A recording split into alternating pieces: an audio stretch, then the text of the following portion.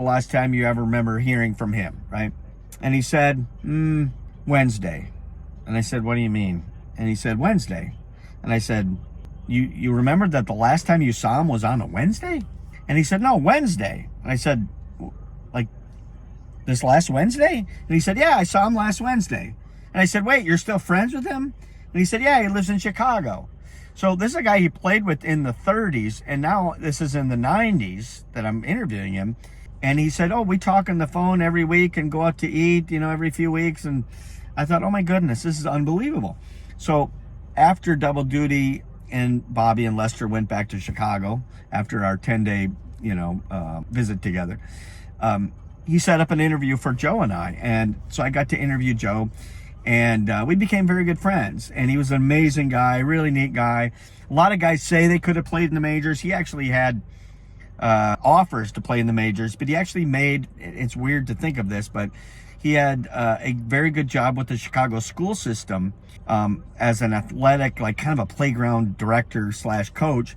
And then he played semi-pro ball in the summer. And for the year, he actually made more money than a lot of major leaguers at that time, even though he only went through 8th grade. He never went to high school.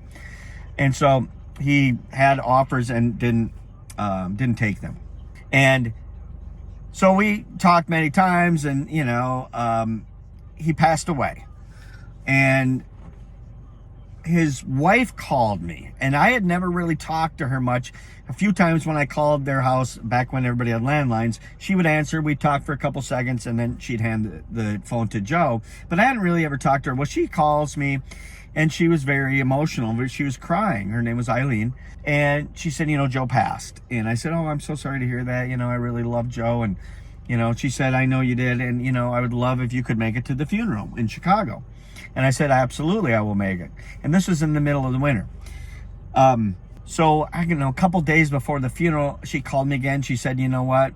There's a snowstorm coming. I don't want you to come. I think it's too dangerous. Joe loved you. You loved Joe. Just think about him, the next few days. But don't come. I don't want you to get hurt. And I said, oh, okay.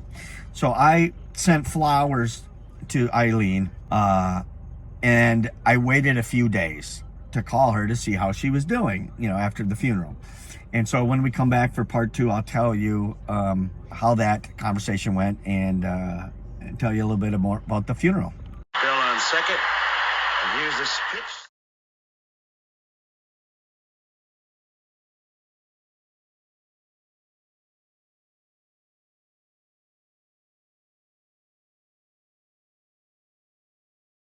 Bill on second, and here's the pitch.